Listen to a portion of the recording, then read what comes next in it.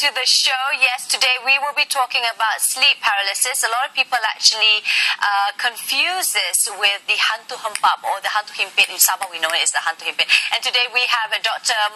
Muhsin, who is a consultant psychiatrist as well as a lecturer at UM.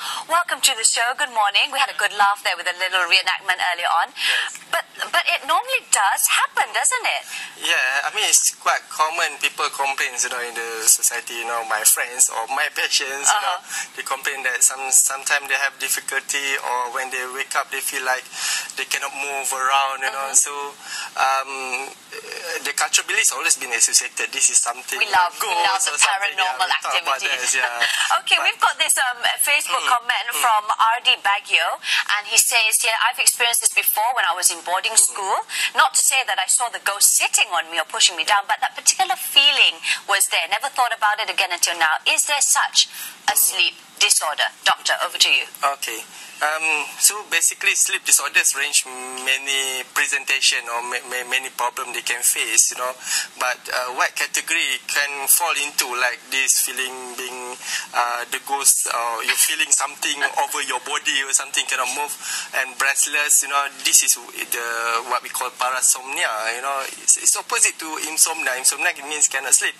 Parasomnia means the physical or emotional disturbances related to the sleep. So basically, when someone might experience, abnormal feeling, for example, and when we have this, suddenly wake up middle of night, and once it's okay, but if many times we really have to examine or investigate, because it might interfere with our daily activities as well, and our mood, our emotion, all can be affected if that's recur from time to time. So if one time, that's fine, and like the incident mentioned, related to the boarding school, related to hostel, this is very common explanation. And I think when talking about this, is more emotional disturbances sometimes, when we are how does it actually happen? I mean, how does the body why can't our mind is awake but our body is still asleep, right? Is that how it goes? Yeah, basically sleep is like eating. There's a requirement for individual, right?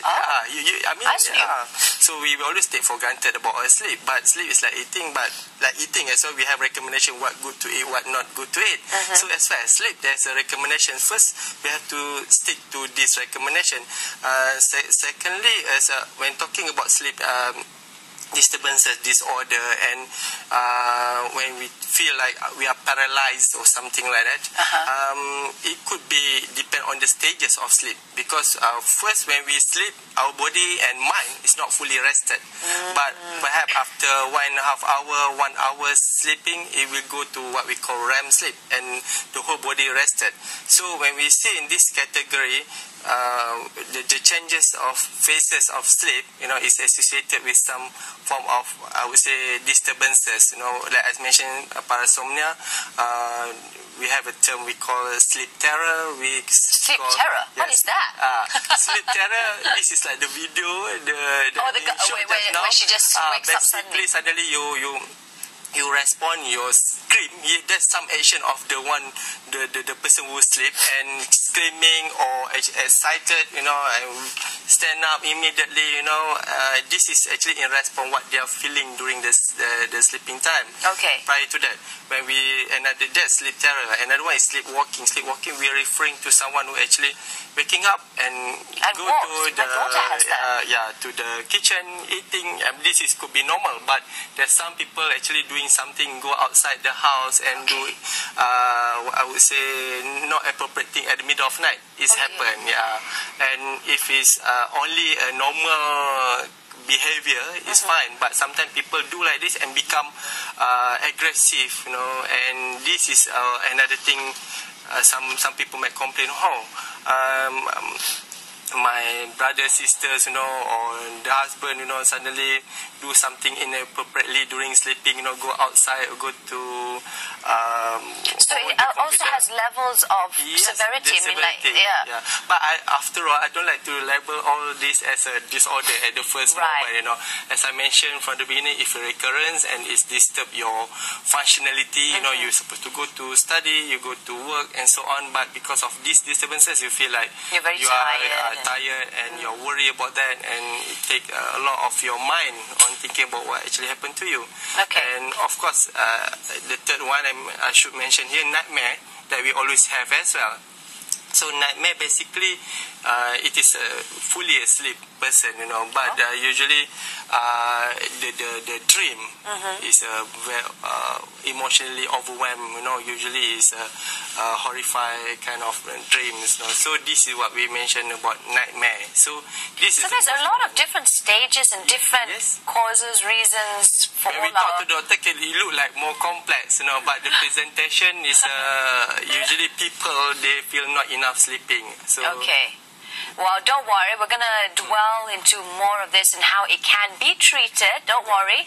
But first, we would like to tell the viewers at home that our lines are now open.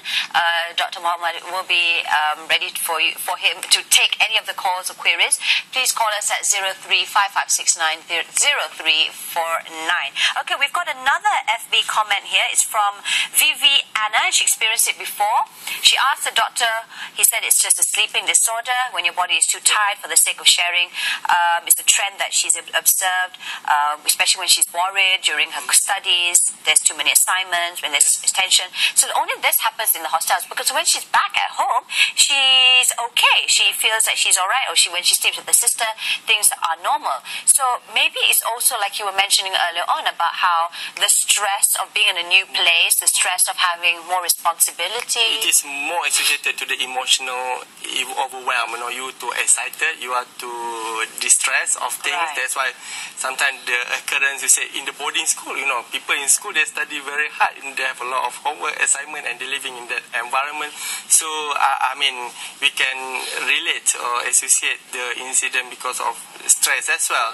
So, if it occur once in a year or something like that and not cause any trouble to anyone, I think this is like your part of your life experience for yourself. You know. But, I mean, it has happened. Has that happened to you? It has. Yes, it's happened. Okay, but when should we be a bit, you know, worried when these symptoms occur too much? When should we seek for help? Okay, let's say someone experienced this and is associated with the changes in mood, you know, the following day or for the next 1 week, or because of a dream, or because of the incident, you feel like you are demoralized, you know, cannot meet people, feeling depressed, in other words. So this is all associated with the emotional, as I mentioned, emotional changes.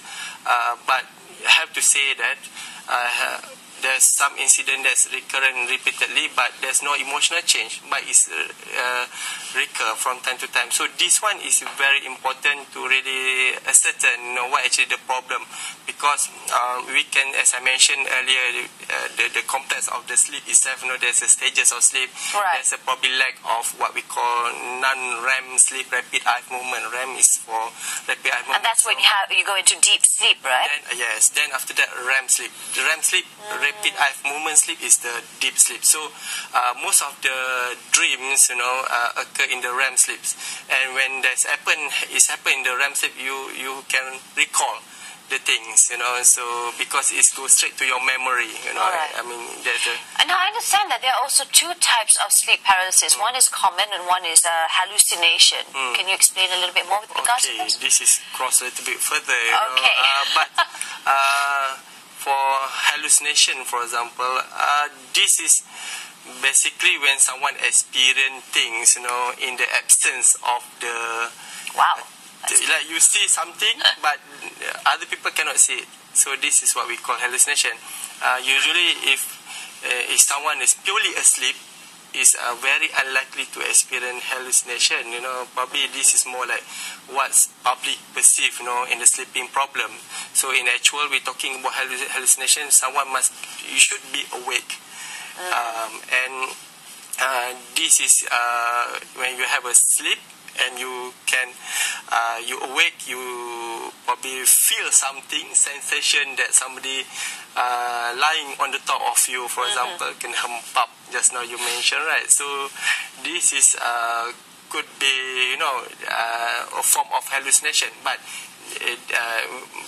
having said hallucination, it doesn't mean this is really a psychiatric disorder. So it's not necessarily equal to, but it could be closer. Of course, it to can the be sleep. frightening, and of course, we in this culture where we're suka kacau, like just frighten the kids, because this normally happens with kids and children or early teens.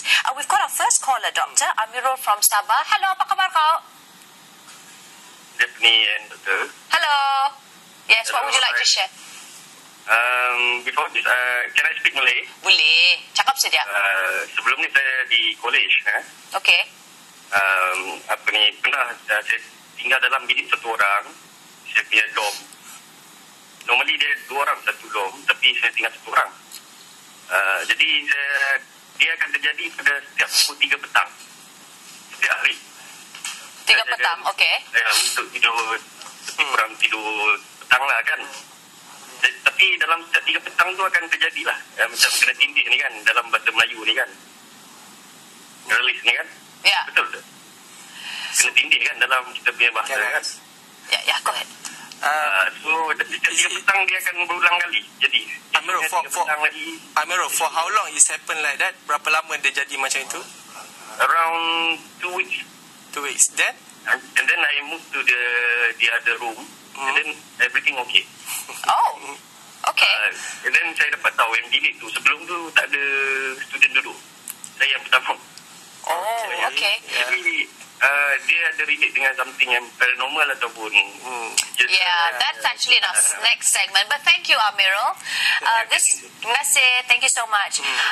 This was actually going to be part of our second segment, but it's true, because when do you go for the scientific reasoning behind it? When do you believe otherwise? How would you tell this to your we can justify about changing to the new rooms or being alone there. Correct. And someone mentioned there's an incident around that place before. So psychologically, if you strongly believe on that, or you are too preoccupied in terms of your mind, on this, and somehow not everyone will perceive in the same way. So like some people, probably like Amirul, they're overwhelmed on this opinion, and somehow. Do you believe that when you're told something and you truly believe it, it plays with your mind and that's what happens? Yes, it could happen. Right.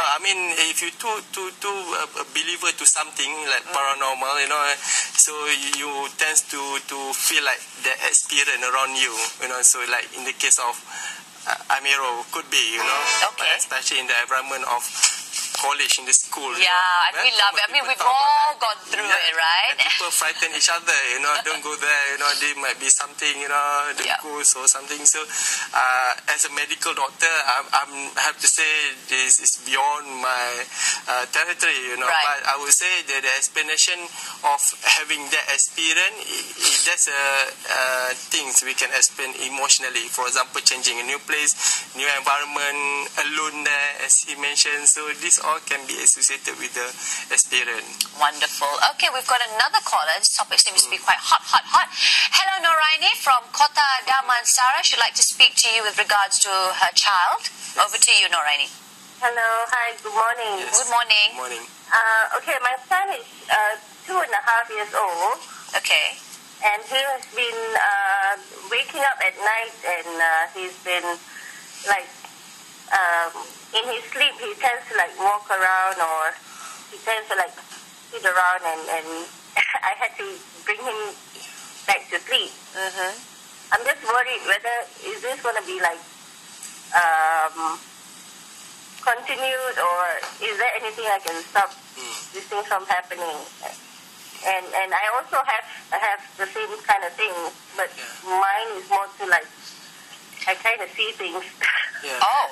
Can I ask for Noraini? Yes, please, go ahead, Doctor. Hi, doctor. Hi. So, like your kid just now, he went to sleep and wake up, or he never been sleeping and behaving in such way? No, he goes to sleep.